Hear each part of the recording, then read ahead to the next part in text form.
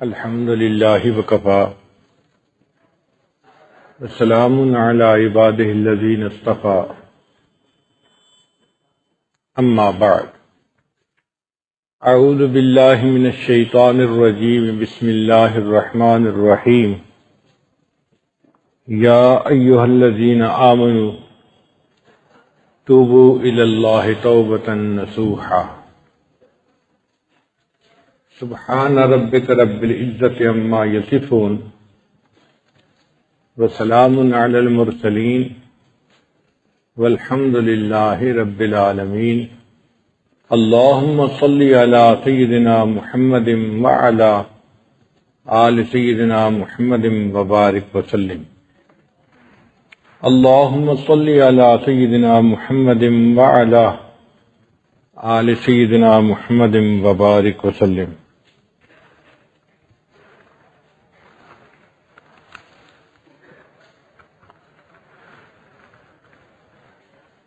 یا ایہا الذین آمنوا اے ایمان والو توبوا الی اللہ توبۃ نصوحا تم اللہ کے سامنے سچی توبہ کرو۔ انسان جو کام بھی اللہ تعالیٰ کے حکم کے خلاف کرتا ہے یا نبی علیہ الصلوۃ والسلام کی سنت کو توڑتا ہے اس کو گناہ کہتے ہیں، اور ان گناہوں کے نقصانات آخرت میں بھی ہوں گے اور دنیا میں بھی ہوتے ہیں۔ حافظ ابن قیم رحمۃ اللہ علیہ نے الداء والدواء کتاب میں گناہوں کے دنیاوی نقصانات بتائے ہیں۔ مثال کے طور پہ جو بندہ گناہ کرتا ہے اس کا ایک اثر یہ ہوتا ہے اطاعت سے محرومی، نماز پڑھنے کو دل نہیں چاہتا، تلاوت کو دل نہیں چاہتا، نیکوں کی محفل میں آنے کو دل نہیں چاہتا، نیک بات سننے کو دل نہیں چاہتا۔ یہ جو دل کا نیکی پہ آمادہ نہ ہونا ہے یہ گناہوں کا وبال ہوتا ہے۔ پھر دوسری نشانی کہ انسان کا دل بے چین ہوتا ہے، مال و دولت سب کچھ ہے، دل سکون سے خالی۔ آپ نے امیروں وزیروں کو دیکھا ہوگا ایئر کنڈیشن کمروں میں کمبل لے کے سوئے ہوتے ہیں، کروٹیں بدلتے ہیں، نیند نہیں آتی، پھر ان کو نیند کی گولیاں کھانی پڑتی ہیں۔ ایک نشانی گناہوں کی یہ بھی ہے کہ زندگی میں برکت ختم ہو جاتی ہے، نہ مال میں برکت، گھر کے جتنے لوگ ہیں اتنے کمانے والے، مرد بھی کماتے ہیں عورتیں بھی کماتی ہیں، خرچے پورے نہیں ہوتے،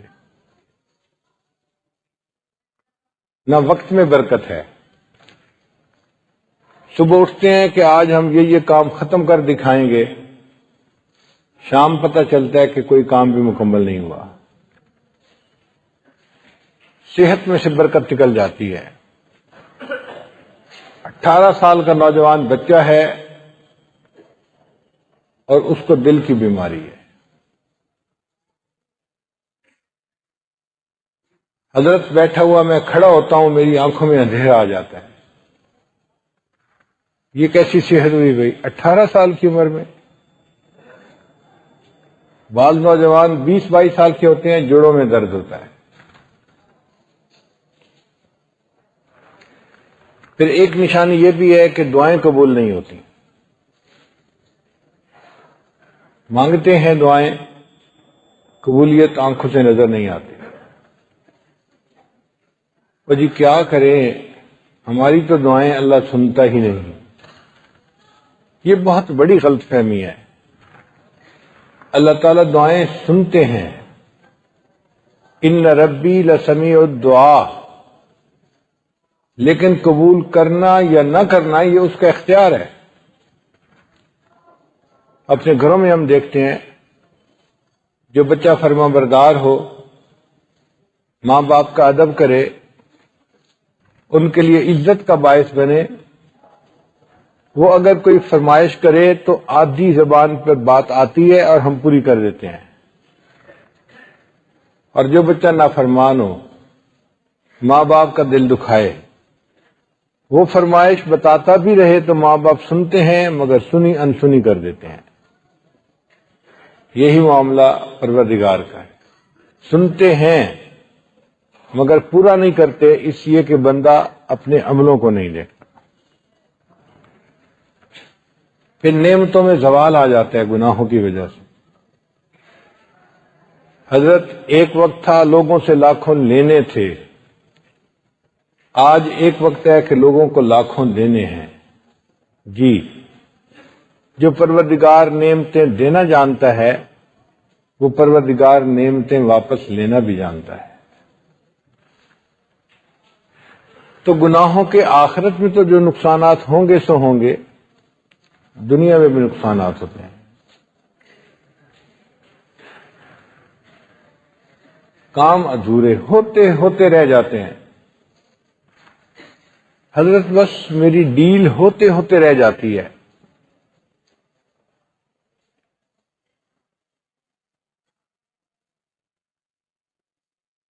بیٹی کے لیے رشتے آتے ہیں، دیکھ کے چلے جاتے ہیں، خوش ہوتے ہیں، دوبارہ کوئی نہیں آتا، دل بہت پریشان ہے۔ یہ جو کام ادھورے رہ جاتے ہیں یہ گناہوں کا وبال ہوتا ہے۔ اب ان تمام برے اثرات سے بچنے کا کیا طریقہ ہے؟ ہم اپنے گناہوں سے سچی توبہ کریں۔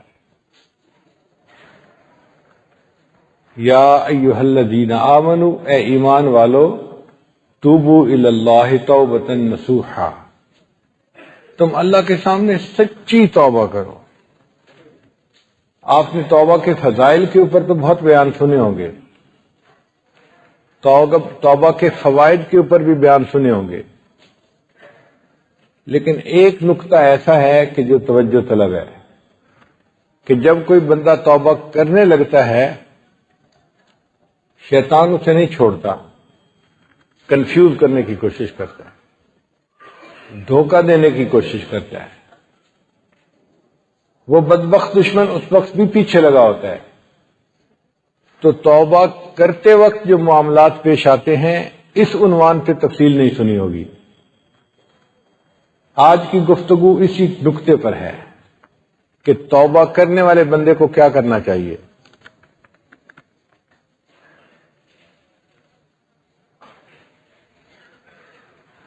پہلی بات کہ گناہوں سے توبہ اللہ کی رضا کے لیے کرے۔ اگر کوئی اور نیت ہوگی تو توبہ قبول نہیں ہوگی۔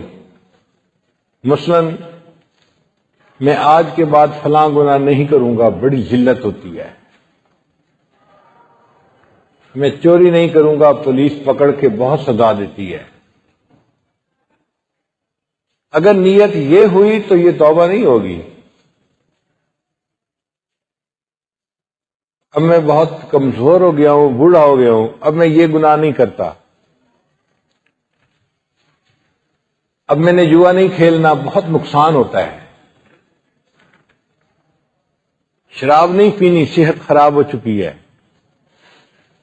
اگر ان نیتوں کے ساتھ توبہ کریں گے تو یہ توبہ نہیں کہلائے گی۔ توبہ میں نیت خالص ہو کہ اللہ کے ڈر کی وجہ سے، اللہ کے ادب کی وجہ سے، حکم کی وجہ سے انسان گناہ کو چھوڑے، کہ میرے مالک کا حکم ہے، میں اس حکم کی وجہ سے اس گناہ کو چھوڑ رہا ہوں، تب یہ توبہ کہلائے گی۔ اور دوسرا ایک کام کہ انسان اپنے برے دوستوں کو چھوڑ دے۔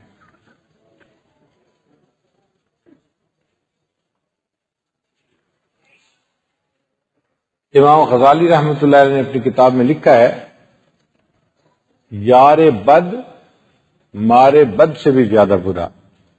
مارے بد فارسی میں کہتے ہیں زہریلے سانپ کو، کہ جو برا دوست ہوتا ہے وہ زہریلے سانپ سے بھی زیادہ برا ہوتا ہے۔ وہ کیوں؟ سانپ ڈستا ہے انسان کی جان چلی جاتی ہے، برا دوست ڈستا ہے انسان کا ایمان چلا جاتا ہے۔ تو برا دوست زہریلے سانپ سے بھی زیادہ برا۔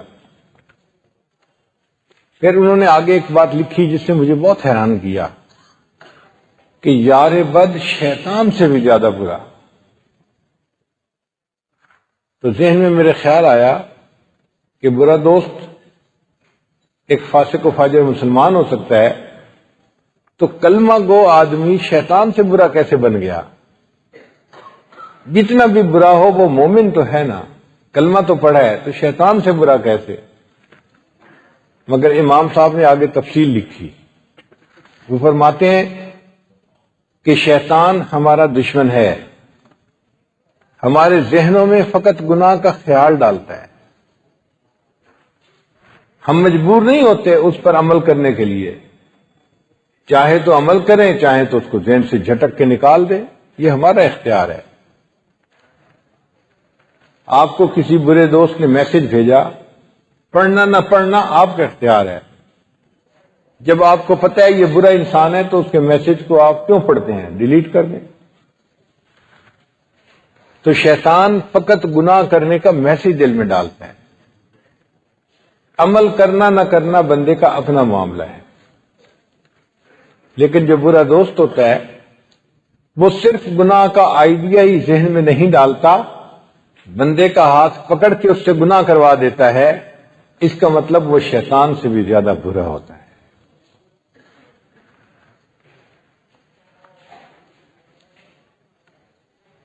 بعض لوگ کہتے ہیں جی میں ان کی محفل میں جاتا ہوں، میں برا کام نہیں کرتا۔ آج نہیں کر رہے تو کل کریں گے، ماحول کا اثر ہوتا ہے۔ اگر گندی نالی کے اندر کوئی ہیرا پڑا ہو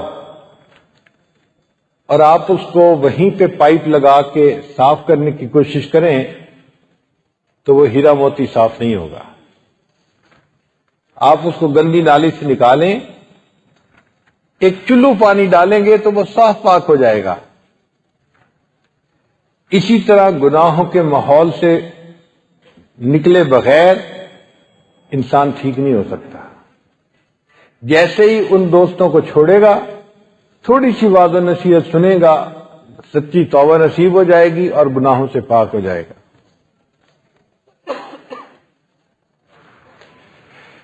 پھر ایک نقطہ کہ گناہ سے توبہ کرنے میں تاخیر کرنا یہ مستقل ایک الگ گناہ ہے۔ ایسے بندے کو دو توبہ کرنی چاہیے۔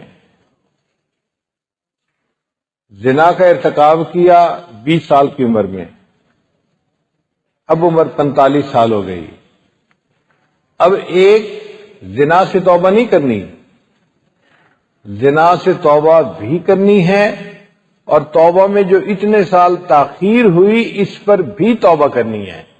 یہ دو توبہ کرنی ضروری۔ ہمیں اس پر بھی شرمندہ ہونا ہے کہ اے میرے مالک، ہم نے اس کی توبہ میں دیر کیوں لگا دی۔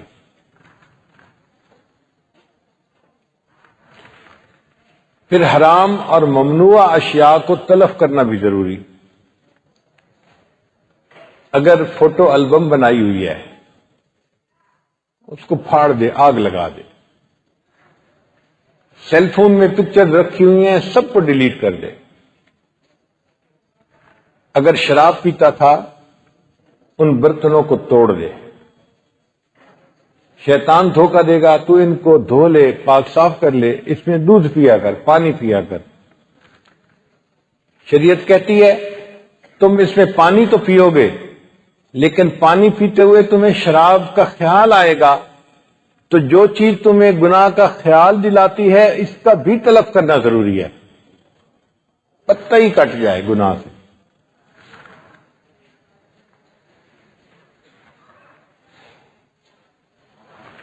پھر حرام مال سے پرورش پانے والے بدن کو نیک کام میں لگائے۔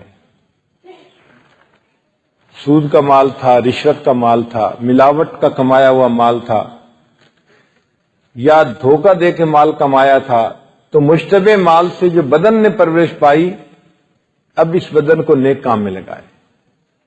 علم پڑھے، ذکر کرے، دعوت و تبلیغ کے کام میں وقت لگائے، اس بدر کو اللہ کے دین میں جو ہے استعمال کرے گا، توبہ قبول ہو جائے گی۔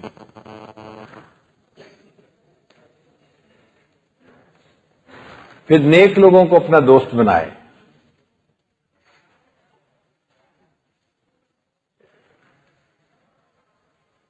نیکوں کے ساتھ لگنے سے انسان کے اندر نیکی کا شوق پیدا ہوتا ہے۔ المرء علی دین خلیلہ فلینظر احدکم من یخالل۔ ہمارے علاقائی زبان میں ایک آدمی سنگترے بیچ رہا تھا، آواز لگاتا پھر آتا چنگے سنگترے، چنگے سنگترے۔ چنگے کہتے ہیں اچھے کو، کہ بھئی اچھی کوالٹی کے سنگترے ہیں۔ ایک اللہ والے نے اس کی صدا سنی اور ان کی تو حالت ہی عجیب ہو گئی، اللہ اللہ اللہ اللہ اللہ۔ مریضوں نے پوچھا حضرت کیا ہوا؟ فرمایا سنو تو صحیح وہ کتنی اعلیٰ بات کر رہا ہے۔ حضرت سنگترے بیچنے والا ہے، سگا لگا رہا ہے کہ لوگ اس سے سنگترے خرید لیں۔ فرمایا نہیں، وہ کچھ اور کہہ رہا ہے۔ حضرت وہ کہہ رہا ہے چنگے سنگترے، اچھے سنگترے ہیں، خرید لو۔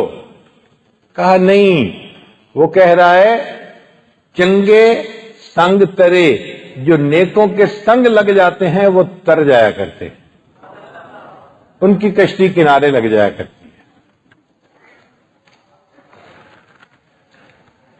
اور جو انسان توبہ کا ارادہ کر لے وہ تائبین کے واقعات کو پڑھے کہ جنہوں نے سچی توبہ کی انہوں نے کیسی استقامت کے ساتھ زندگی گزاری۔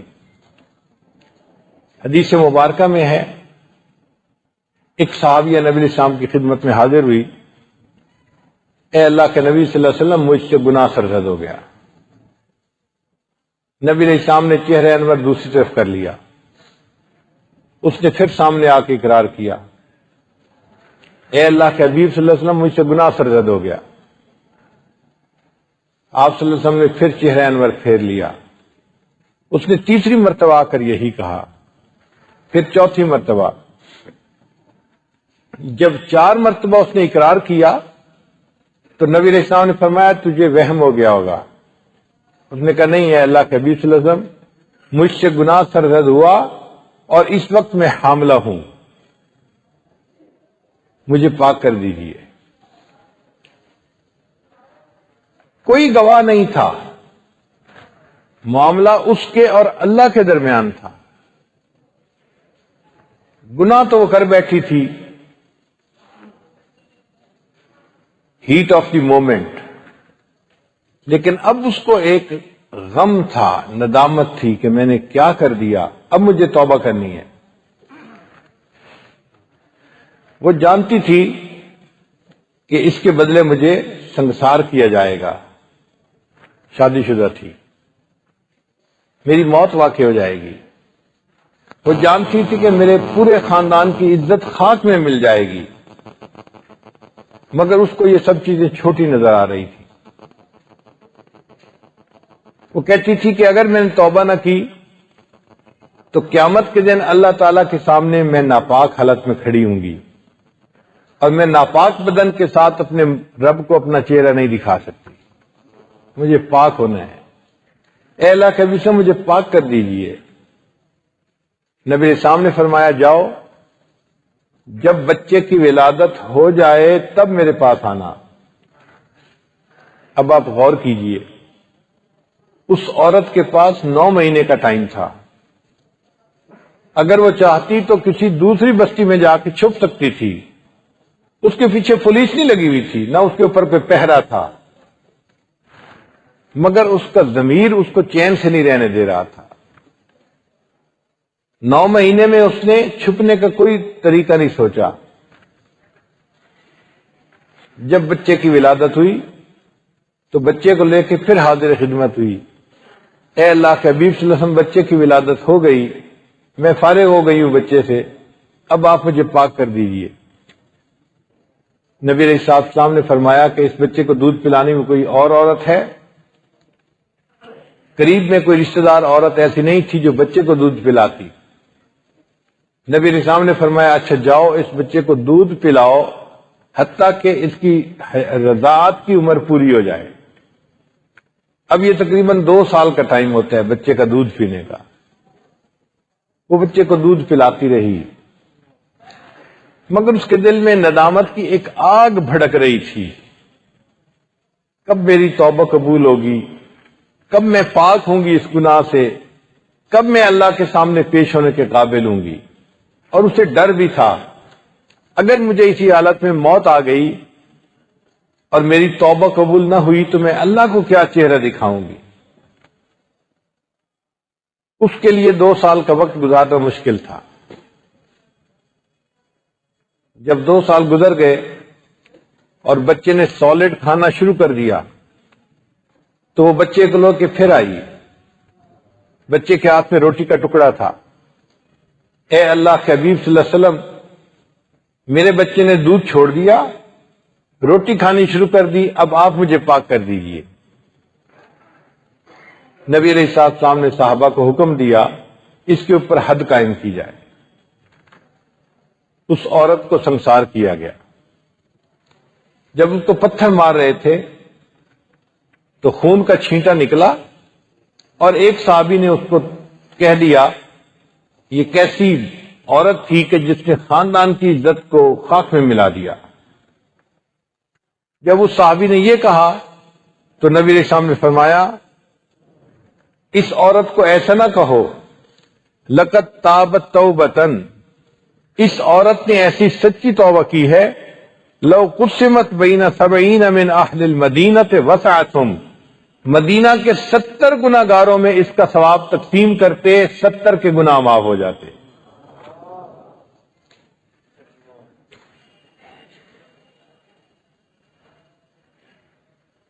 حدیث مبارکہ میں ہے جس بندے نے زنا کا ارتکاب کیا اور توبہ نہیں کی اس کو جہنم کی ایک غار میں ڈالا جائے گا جس میں بچھو ہوں گے، اور غار کے دروازے کو چٹان سے بند کر دیا جائے گا۔ پھر وہ بچھو اس بندے کے جسم پہ چڑھ جائیں گے، جس طرح شہد کے چھتے پر شہد کی مکھیاں بیٹھی ہوتی ہیں، اتنے بچھو اس بندے کے جسم کے اوپر چڑھیں گے، اور سب بچھو ایک وقت میں اس کو کاٹیں گے، اور اس کو اتنی تکلیف ہوگی، جسم کے انگ انگ میں تکلیف ہوگی۔ یہ سزا کیوں دی جائے گی؟ میرے بندے تو نے گناہ کیا، اس گناہ کی لذت تیرے جسم کے انگ انگ کو ملی، آج سزا بھی ہم تیرے ایک ایک ٹشو کو دیں گے۔ لمحوں نے خطائیں کی، صدیوں نے سزا پائی۔ چند لمحوں کی خطا بندہ کرتا ہے، پھر توبہ کیے بغیر چلا جاتا ہے اور اتنی بڑی سزا اس کو ملتی ہے۔ اب اس کا ایک ہی حل ہے کہ دنیا میں انسان توبہ کر لے تاکہ اللہ تعالیٰ اس گناہ کو نام اعمال سے ہی مٹا دیں، اور اخلاص سے توبہ کرے گا اللہ تعالیٰ اس گناہ کو نیکی میں تبدیل فرما دیں گے۔ اس لیے توبہ کی اہمیت کو سامنے رکھیے۔ ہم اپنی زندگی میں اپنے گناہوں کو اپنی نیکیوں میں تبدیل کر سکتے ہیں۔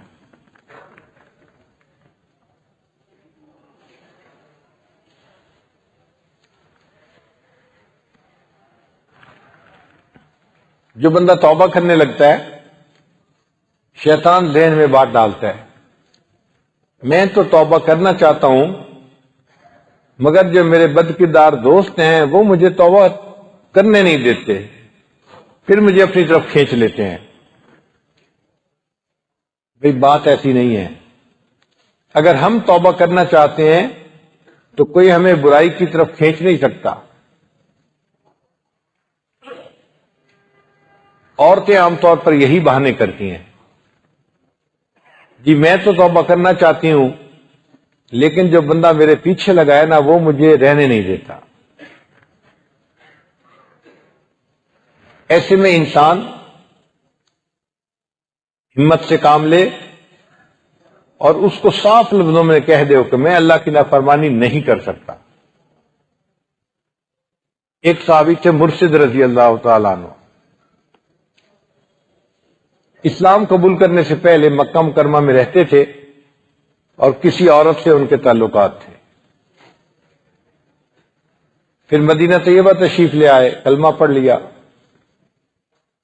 بہت عرصہ مدینہ طیبہ میں رہنے کے بعد ایک مرتبہ پھر ان کو تجارتی سفر کرنا پڑا، مکہ مکرمہ آنا پڑا۔ مغرب کی نماز کے قریب وہ مکہ مکرمہ میں داخل ہوئے، ایک گلی میں سے گزر رہے تھے کہ وہی عورت ان کو مل گئی۔ اس عورت نے ان کو دیکھا تو ان سے بات چیت شروع کی، آئی miss you, I love you, جو گانے گاتی ہیں اس نے وہی گانا گایا۔ حضرت مرشد رضی اللہ عنہ نے اس کو کوئی ریسپانس نہیں دیا۔ وہ کہنے لگی دیکھو آج میرا خاوند گھر پہ نہیں ہے، تجارتی سفر پہ گیا ہوا ہے، تم اپنے کام سمیٹ کے رات کو میرے گھر آ جانا، ہم اکٹھا وقت گزاریں گے۔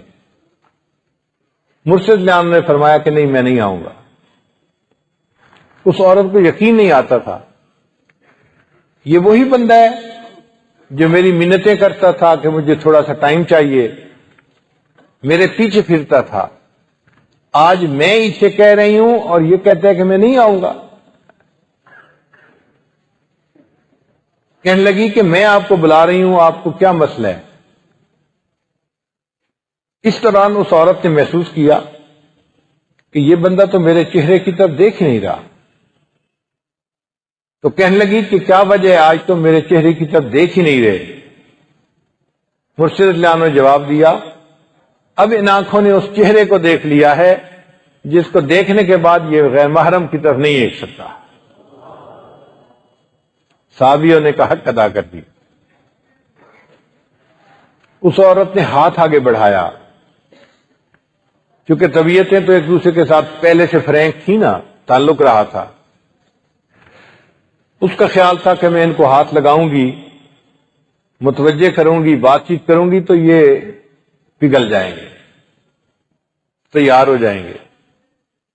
جب اس نے ہاتھ بڑھایا، حدیث پاک میں آتا ہے، مرشد اللہ نے جواب دیا، خبردار میری طرف ہاتھ بڑھایا، میں اپنی تلوار سے تمہاری گردن کو اڑا دوں گا۔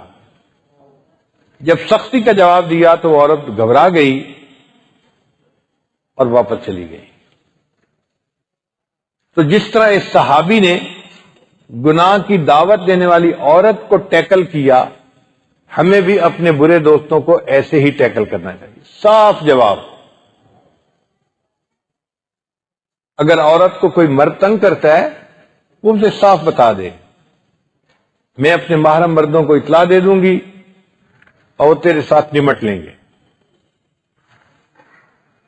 جو اس طرح گناہ کی دعوت دینے والے نوجوان ہوتے ہیں پھر وہ سیدھے ہو جاتے ہیں۔ کبھی کبھی انسان کہتا ہے کہ میں توبہ تو کرنا چاہتا ہوں، مجھے پرانی خیالات بہت ستاتے ہیں، پرانی یادیں عذاب بن گئی ہیں۔ ہاں یہ ٹھیک ہے، انسان توبہ کرتا ہے تو جو میموریز ہوتی ہیں نا پرانی، شیطان ذہن میں بار بار ان کو لاتا ہے اور اس کو گناہ کی یاد دلاتا ہے۔ لوگ کہتے ہیں یاد ماضی عذاب ہے یا رب، چھین لے مجھ سے حافظہ میرا۔ مگر اس کا آسان طریقہ یہ ہے کہ 2 رکعت نفل پڑھ کے اللہ سے معافی مانگیں، اے اللہ میرے ذہن سے ان یادوں کو ہی نکال دیجئے۔ اللہ کی رحمت کی نظر ہوگی، ڈیلیٹ کا بٹن دب جائے گا اور گناہ کی یادیں ہی ذہن سے نکل جائیں گی۔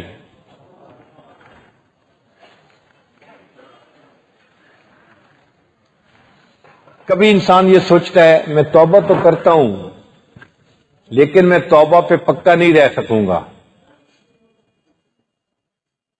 میں نے کئی دفعہ نیت کی ہے گناہ سے توبہ کرنے کی، چند دن کے بعد پھر گناہ کر بیٹھتا ہوں،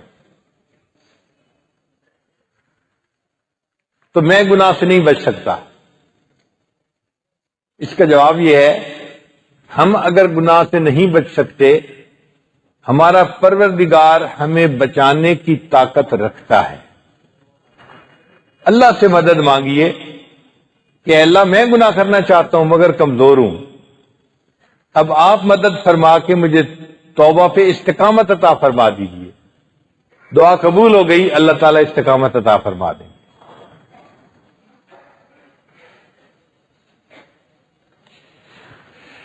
کئی مرتبہ انسان سوچتا ہے جی میں گناہ سے توبہ تو کرتا چاہتا ہوں، کیا گناہ کا اعتراف ضروری ہے؟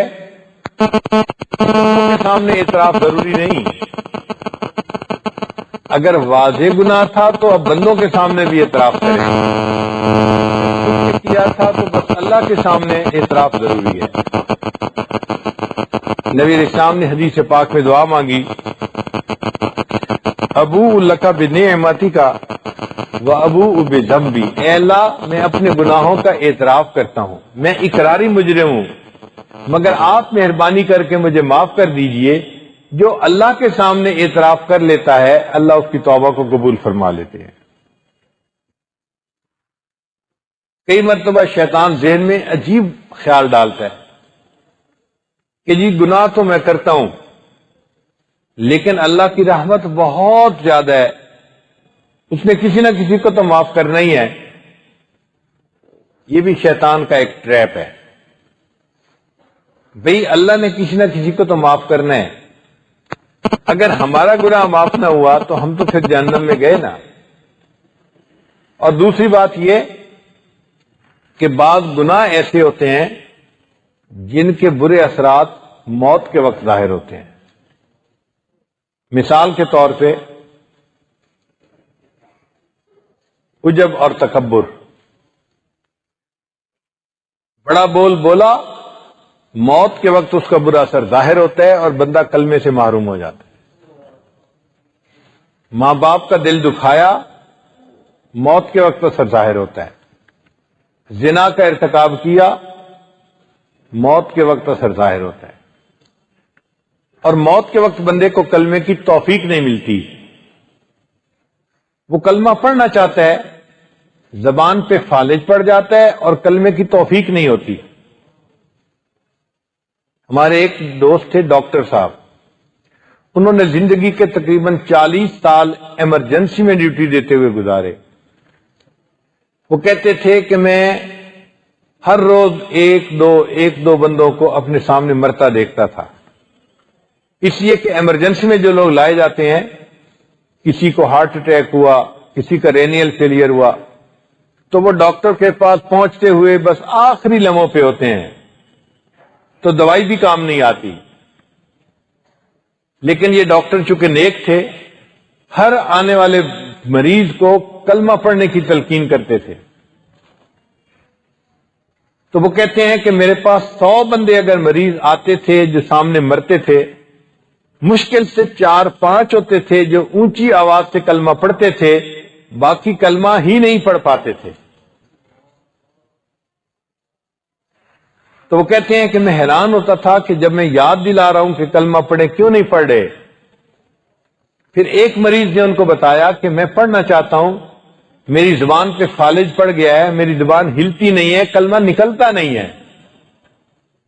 تو اس سے پہلے کہ ہم کلمہ پڑھنا چاہیں اور نہ پڑھ سکیں، ہم کلمہ پڑھ کے اپنے اللہ سے اپنے گناہوں کی معافی مانگ لیں۔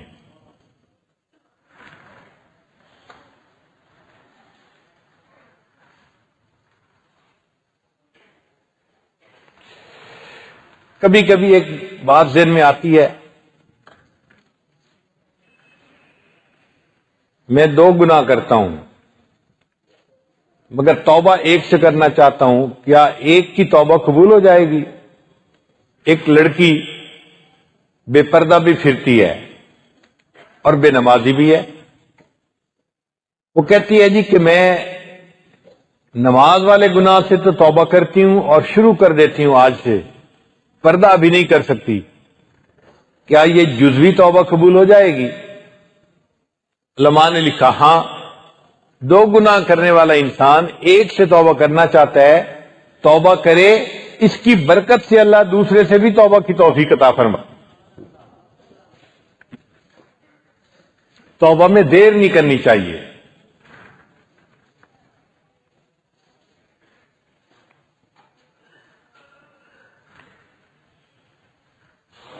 جی میں نے توبہ کی تھی کئی مرتبہ، پھر توڑ دی، اب اگر میں نے توبہ توڑ دی تو کیا میرے پچھلے گناہ معاف ہو گئے؟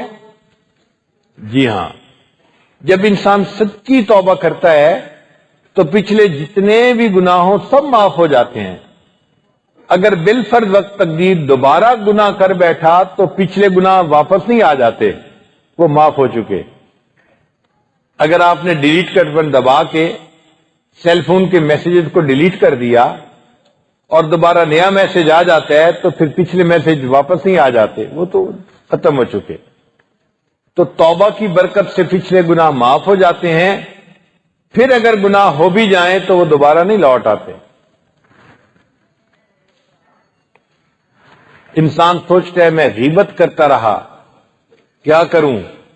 بھائی غیبت جس طرح اللہ کا حق ہے کہ ٹوٹتا ہے، بندوں کا بھی حق ہے، اس بندے سے بھی معافی مانگنی ضروری۔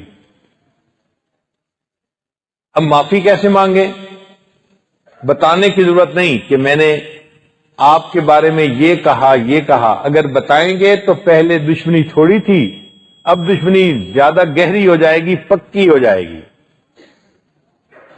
اجمالی معافی مانگیں، مثلا یہ کہیں بھئی آپ کے میرے اوپر بڑے حقوق آتے ہیں، میں کمزور ہوں، میں ان کا خیال نہیں رکھ سکا، تو آپ میری کوتاہی کو معاف کر دیں۔ زندگی میں معافی مانگیں۔ زندگی میں معافی مانگنی آسان ہے، قیامت کے دن کوئی نہیں معاف کرے گا۔ ہمارے ایک بزرگ تھے، سفید ریش تھے، بوڑھے تھے، ان کی عادت ہی تھی جب کسی کو ملتے یہی بات کرتے، بھئی آپ کے تو میرے اوپر بہت حقوق آتے ہیں اور میں بہت کمزور انسان ہوں، میں نے ان میں یقیناً کوتاہی کی ہوگی، آپ مجھے اللہ کی رضا کے لیے معاف کر دیں۔ وہ اتنے پیارے انداز سے بات کرتے تھے کہ سننے والا فوراً معاف کر دیتا تھا۔ شریعت کہتی ہے کہ ہم نے معافی مانگی، اگلے بندے نے معافی قبول کر لی تو گناہ معاف ہو گئے، اور اگر دوسرے بندے نے کہہ دیا نہیں کوئی بات نہیں، تو کوئی بات نہیں کہنے پر بھی اللہ گناہ معاف فرما دیں گے۔ اور اگر اس نے یہ بھی نہیں کہا کہ کوئی بات نہیں، صرف مسکرا پڑا، تو علماء نے کہا ہے کہ اس کے مسکرا پڑنے پر بھی توبہ قبول ہو جائے گی۔ تو دنیا میں کتنا آسان ہے۔ ہمارے ہاں کیا ہوتا ہے، جب بندہ فوت ہو جاتا ہے تو جنازے سے پہلے اعلان کیا جاتا ہے، بھئی اگر میت کا کسی سے لین دین کا معاملہ ہو تو ورثاء حاضر ہیں، وہ لین دین کا معاملہ ان سے کر لیں۔ یہ تو ایک اچھی بات ہے۔ پھر دوسری بات کہی جاتی ہے، بھئی اگر اس نے کسی کا دل دکھایا، کسی سے زیادتی کی، تو ہم اس کی طرف سے معافی مانگتے ہیں، آپ معاف کر دیں۔ اس اعلان کا کیا فائدہ؟ جس کا دل اس نے دکھایا ہوگا، کیا وہ اس کا جنازہ پڑھنے آئے ہوں گے؟ آپ بتائیے، وہ کہاں آئے ہوں گے جنازہ پڑھنے کے لیے؟ ان کے دل تو دکھی تھے۔ تو مجمع میں اعلان کا کیا فائدہ؟ اس اعلان پہ انحصار نہ کیجئے، اپنی زندگی میں سوچ کے میں نے کس کا دل دکھایا، کس کی غیبت کی، کس سے زیادتی کی، اس سے خود معافی مانگ لیجئے۔ خاوند بیوی سے معافی مانگ لے، بیوی خاوند سے مانگے، بھائی بہن ایک دوسرے سے معافی مانگ لیں۔ جس کے ساتھ ہم نے زیادتی کی ہم اس سے معافی مانگیں۔ دنیا میں گناہوں کو بخشوانا یہ ضروری ہے، اس کے لیے لسٹ بنائیں۔ جی مجھے تو یاد ہی نہیں، بھئی آپ لسٹ بنانی شروع کریں، اللہ کی رحمت ہوگی، خود بخود اللہ یاد کروا دیں گے، اور ایک ایک بندے سے معافی مانگیں۔ بھئی اگر میں نے ایک بندے سے لین دین کیا تھا اور وہ بندہ فوت ہو گیا، شریعت کہتی ہے ان کے ورثاء سے اس کو طے کر لیں۔ اور جی ایک بندے سے میں نے پیسے دینے لینے تھے، وہ بندہ فوت ہو گیا، اب وہ رسائی نہیں ملتے، شریعت کہتی ہے اگر نہیں ملتے تو اتنے پیسے جو دینے تھے ان کو اللہ کے راستے میں صدقہ کر دو، اس نیت کے ساتھ جو ثواب ملے گا قیامت کے دن میں اس بندے کو دے دوں گا تو یہ اس گناہ کا مکافات ہو جائے گی۔ تو اس بارے میں فکر مند ہو کے اپنے سر کے بوجھ کو اتارنا ضروری ہے، تب ہماری توبہ قبول ہوگی۔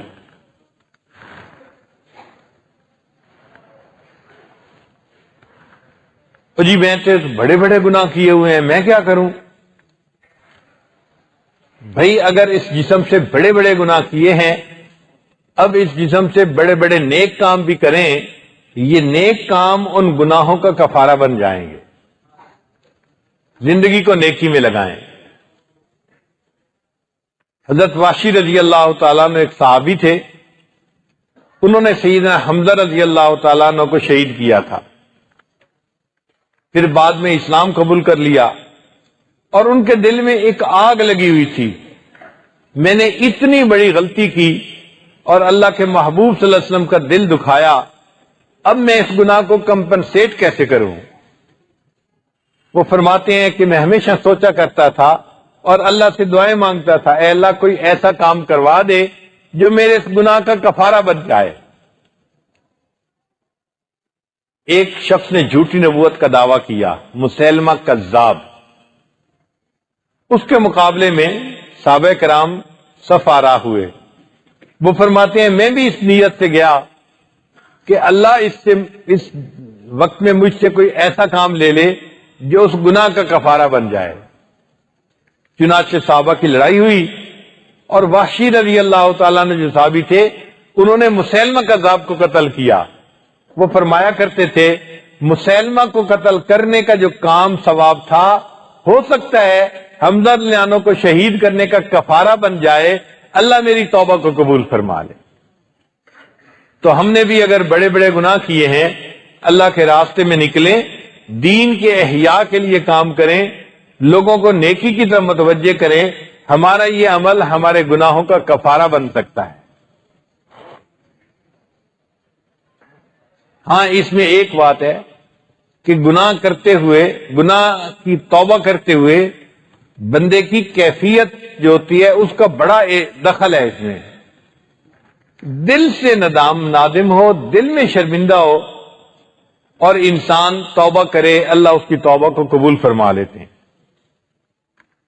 حضرت ابو بکر صدیق رضی اللہ عنہ روایت کرتے ہیں، ما من رجل یذنب ذنبا، جب کوئی بندہ گناہ کا ارتکاب کر لیتا ہے اس کو چاہیے کہ یقوم کھڑا ہو، فیتطہر، وضو کرے، ثم یصلی رکعتین، پھر وہ 2 رکعت صلاۃ التوبہ، توبہ کی نیت سے 2 رکعت نفل پڑھے، ثم یستغفر اللہ، پھر اللہ کے سامنے استغفار کرے، غفر اللہ لہ، اللہ اس کے گناہوں کو معاف کر دیتے ہیں۔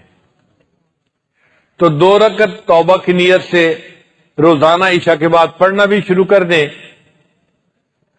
اور جب توبہ کریں تو اتنی ندامت کے ساتھ کہ اللہ تعالیٰ کو پیار آ جائے اور اللہ گناہوں کو معاف کر دے۔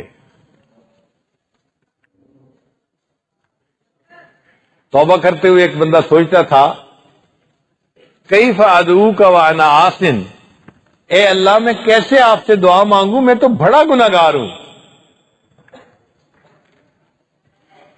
تو اس کے ذہن میں خیال آتا تھا، وَكَيْفَ لَا أَدْعُوكَ وَأَنْتَ كَرِيمٌ، اے اللہ میں کیسے آپ سے دعا نہ مانگوں جبکہ آپ اتنے کریم ہیں، میں گناہگار صحیح مگر اللہ آپ کریم بھی تو ہیں، اور کریم سے میں کیسے نہ مانگوں؟ تو آپ کی کریمی، شان کریمی مجھے کہہ رہی ہے کہ نہیں، مجھے مانگنے میں دیر نہیں کرنی چاہیے۔ تو ہم اللہ سے ضرور مانگیں، اللہ تعالیٰ گناہوں کے باوجود ہماری توبہ کو قبول فرما لیں گے اور ہمارے گناہ زندگی میں معاف ہو جائیں گے۔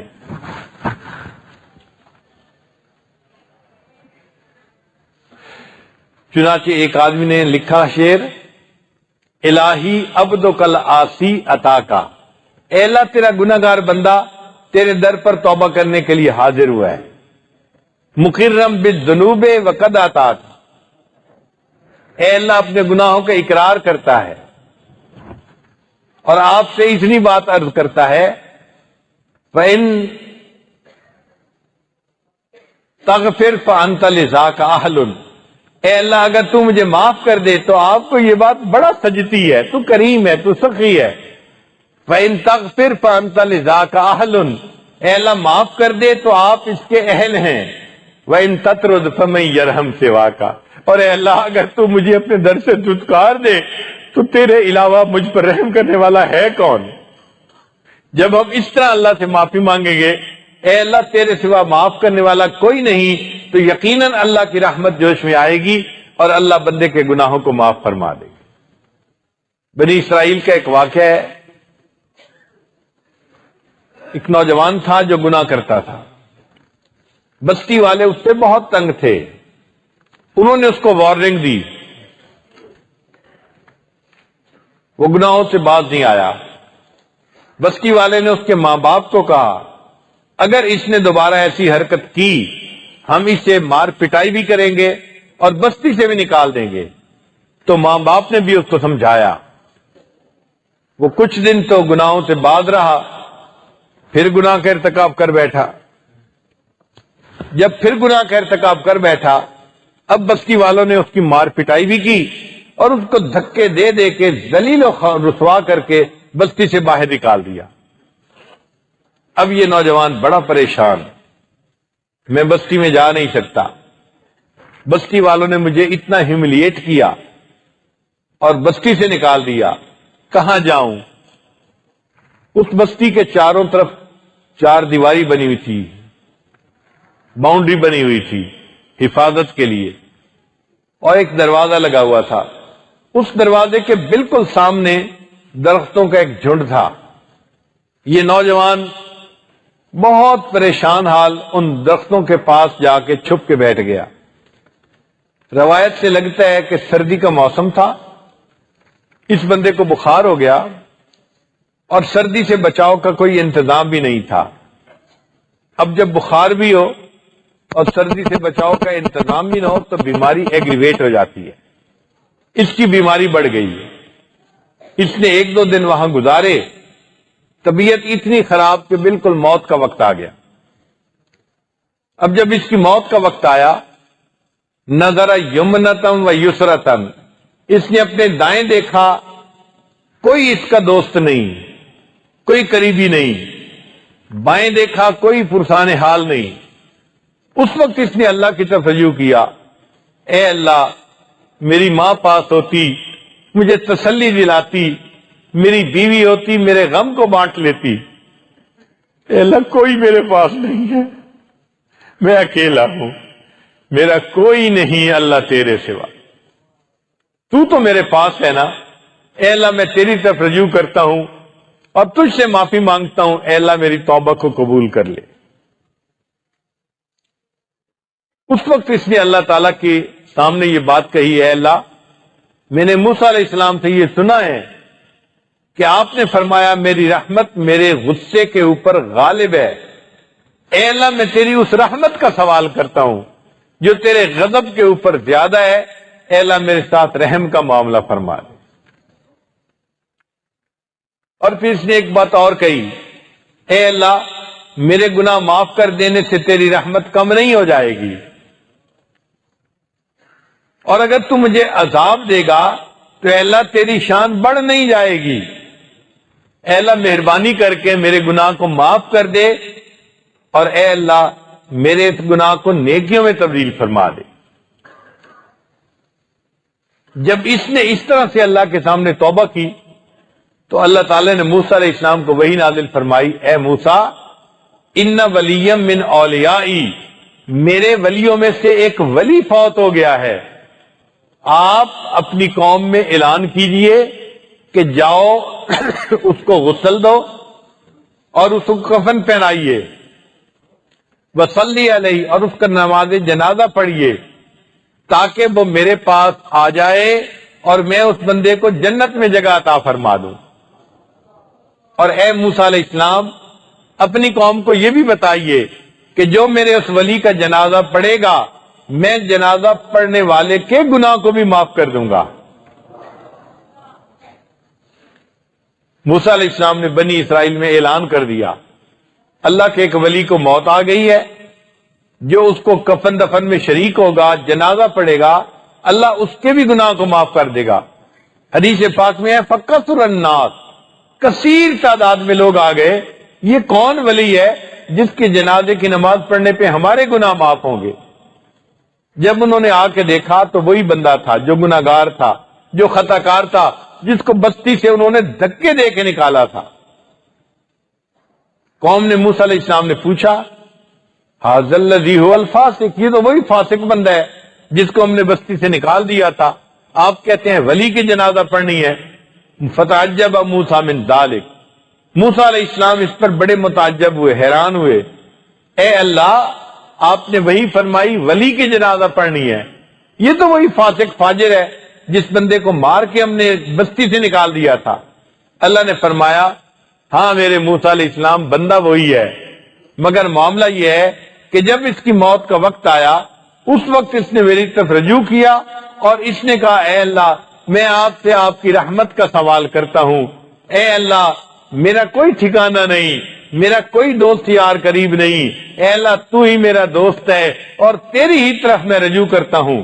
اے موسیٰ علیہ السلام آپ مجھے بتائیں، انا کہف الغریب، جس کا کوئی ٹھکانہ نہیں ہوتا اس کا ٹھکانہ میں ہوتا ہوں، اور جس پہ کوئی رحم کرنے والا نہیں ہوتا میں اس پہ رحم کرنے والا ہوتا ہوں۔ اے اللہ موسیٰ علیہ السلام اس نے اتنی اچھی توبہ کی، اگر اس وقت یہ پوری دنیا کے گناہگاروں کی بخشش کا سوال کرتا میں پوری دنیا کے گناہگاروں کو معاف کر دیتا۔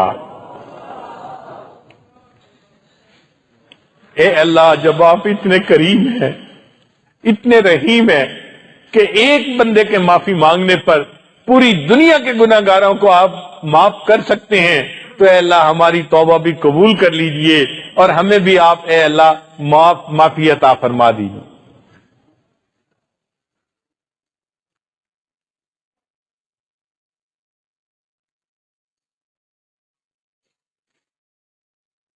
دنیا میں معافی مانگنی آسان ہے، قیامت کے دن اس کی معافی ملنی مشکل کام ہے۔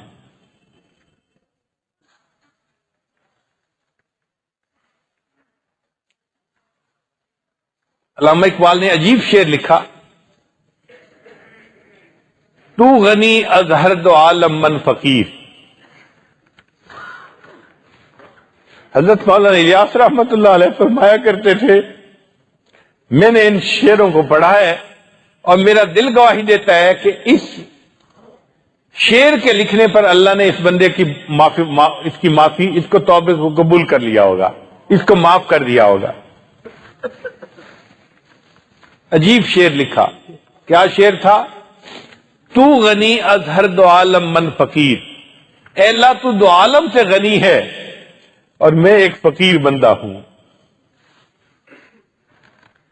روز محشر عذر ہائے من پذیر، اے اللہ قیامت کے دن میرے سارے عذروں کو قبول کر لینا۔ گر تمی بھی نہیں حسابم ناگزیر، اللہ اگر تو فیصلہ کرے کہ نہیں میں نے تیرا حساب ضرور لینا ہے، از نگاہ مصطفیٰ بنا بغیر، اللہ مصطفیٰ کریم سے نظروں سے اوجھل میرا حساب لینا، ان کے سامنے حساب لیتے ہوئے مجھے بڑی شرم آئے۔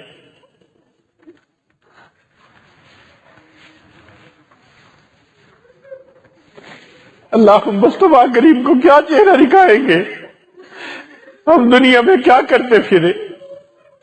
اللہ ہماری توبہ کو قبول کر لے اور قیامت کے دن ہمیں بخشش کیے وہ گنہگار بندوں کی قطار میں شامل فرما لے۔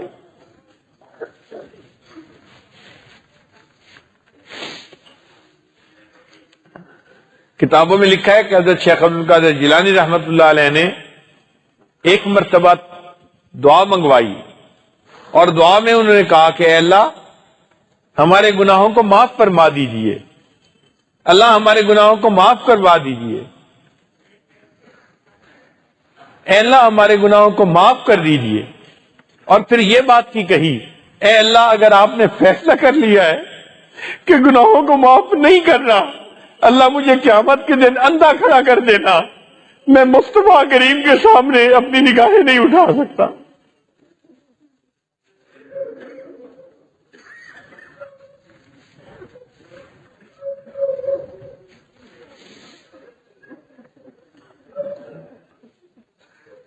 بات واقعی سچی ہے کہ اگر ہم نے گناہوں سے توبہ نہ کی اور اللہ نے قیامت کے دن ہمیں چوائس دیا میرے بندے یا تو خود ہی جہنم میں چلا جا یا میں تیرا نامہ اعمال سب کے سامنے کھولتا ہوں، ہمیں اتنی شرمندگی ہوگی، اللہ کہیں گے اچھا میں بیوی کا نام اعمال اس کے خاوند کے سامنے کھولتا ہوں، یا پھر وہ خود ہی جہنم میں چلی جائے، تو بیوی رو کے کہے گی اللہ میرے کرتوت خاوند کے سامنے مت کھولنا، مجھے رسوا نہ کرنا، میں جہنم میں خود ہی چلی جاتی ہوں۔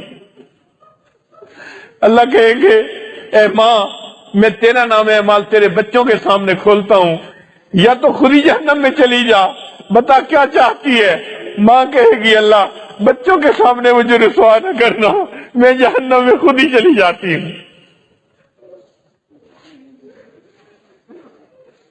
آج وقت ہے ہم اپنے گناہوں کی معافی مانگیں اور اپنے اللہ سے ان گناہوں کو بخشوا لیں، تاکہ قیامت کے دن نام اعمال میں یہ گناہ لکھے ہوئے ہی نہ ہو، بلکہ اللہ تعالیٰ اپنی رحمت سے ان گناہوں کو نیکیوں میں تبدیل فرما دے۔ بے گناہوں میں چلا زاہد جو اس کو دیکھنے، بے گناہوں میں چلا زاہد جو اس کو دیکھنے، مغفرت بولی ادھر آ میں گناہگاروں میں ہوں۔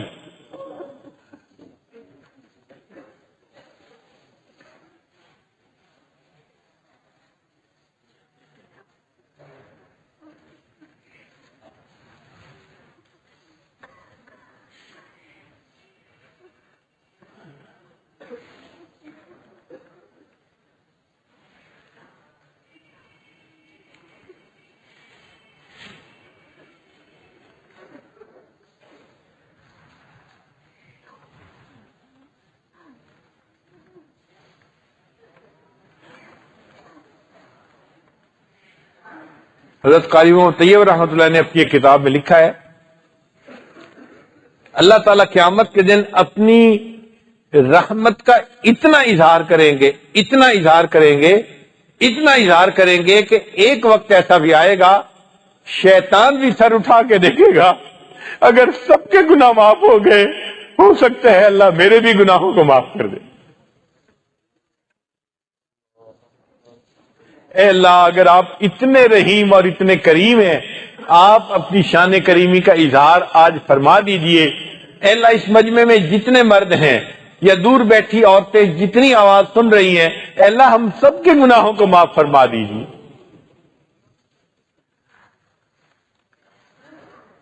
وہ کرشمے شان رحمت نے دکھائے روز حشر، چیخ اٹھا ہر بے گناہ میں بھی گناہگاروں میں ہوں۔ اے اللہ تیری رحمت گناہگاروں پر اتنی زیادہ ہے تو بے گناہ لوگ بھی قیامت کے دن کہیں گے اللہ ہم بھی گناہگار ہیں، ہم پر بھی رحمت کی نظر فرما دیجیے۔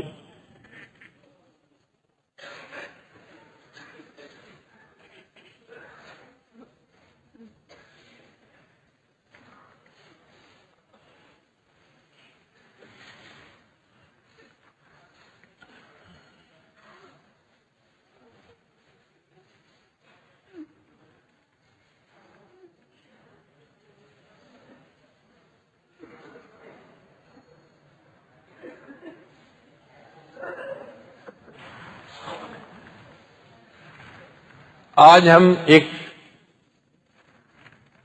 مدرسے میں بیٹھے ہیں، اللہ کے ایک نیک بندے نے یہ بوٹا لگایا، یہ پودا لگایا۔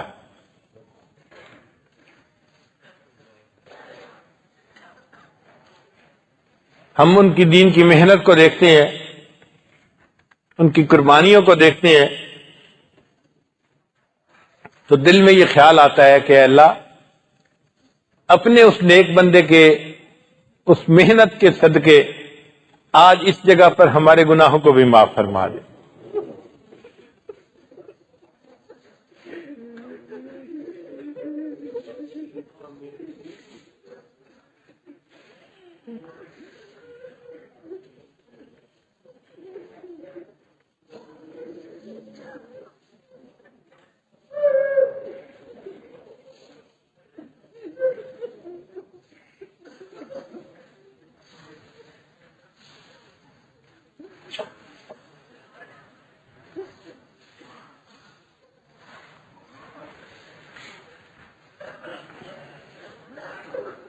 ایک شاعر نے کہا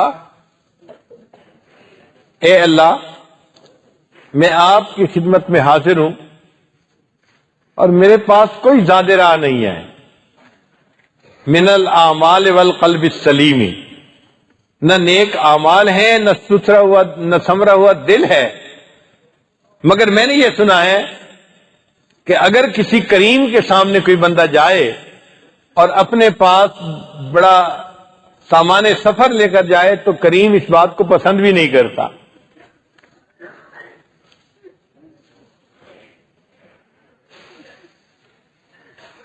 وفدت علی القریب بغیر زاد من الاعمال والقلب السلیم فإن الزاد اقبح من كل شيء، اور اے اللہ وہ زاد راہ بڑا ناپسند کیا جاتا ہے اگر کسی کریم کے سامنے جانا ہو.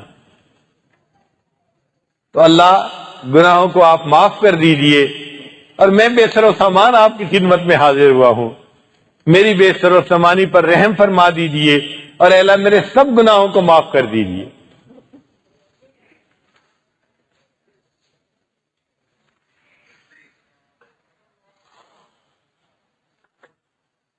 اللہ تعالیٰ کے لیے گناہوں کو معاف کر دینا بہت آسان ہے. اے اللہ آج اس کی مجلس میں ہم اپنے دل میں نادم ہیں، ہم اپنے دل میں شرمندہ ہیں کہ ہمیں جو نہیں کرنا چاہیے تھا ہم وہ بھی کر بیٹھے. اللہ گناہوں کو معاف کر دیجئے اور آئندہ ہمیں نیکوکاری کی زندگی عطا فرما دیجئے، نیکی کی زندگی گزارنے کی توفیق عطا فرما دیجئے. وآخر دعوانا ان الحمد للہ رب